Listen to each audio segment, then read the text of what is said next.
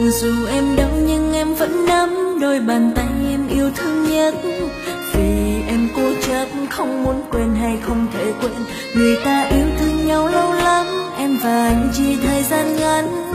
Em buông tay rồi đâu, anh đi đi em ở lại đây. Phải làm sao anh mới nhận ra em yêu anh hơn tất cả. Dù là em chưa từng nói ra, một thời gian khi không gặp nhau sẽ trở nên xa lạ. Dù hai chúng ta đã từng yêu, mặc cho là anh đang yêu thương ai em không cần quan tâm. Vì thời gian qua hai ta xa nhau mà em đã đâu âm thầm. Và nếu em là người đẹp nhất trên đời, chắc bây giờ em đã không mất anh. Dù cho người ta yêu anh bao nhiêu cũng không nhiều hơn em. Là vì niềm tin em trao cho anh đến ngày hôm nay vẫn còn. Buông tay khi còn yêu là điều em sợ nhất. Vì em vẫn còn yêu anh.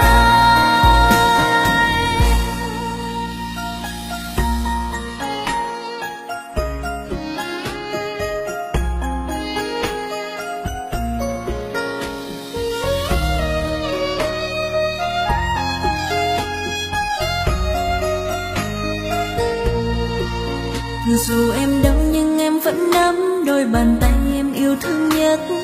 Vì em cố chấp không muốn quên hay không thể quên. Người ta yêu thương nhau lâu lắm, em và anh chỉ thời gian ngắn.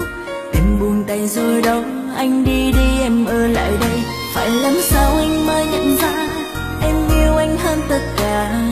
Dù là em chưa từng nói ra, một thời gian khi không gặp nhau sẽ trở nên xa lạ.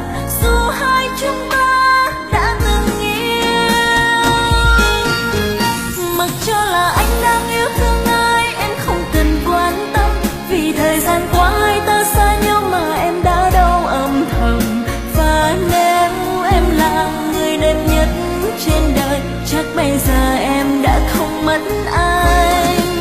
Dù cho người ta yêu anh bao nhiêu cũng không nhiều hơn em. Là vì niềm tin em trao cho anh đến ngày hôm nay vẫn còn. Buông tay khi còn yêu là điều em sợ nhất. Vì em vẫn còn yêu anh. Mặc cho là anh đang yêu thương ai em không cần quan tâm. Vì thời gian qua hai ta xa nhau mà em đã đâu âm thầm. Và nếu em là người đẹp nhất trên đời, chắc bây giờ em đã không mất anh. Dù cho người ta yêu anh bao nhiêu cũng không nhiều hơn em.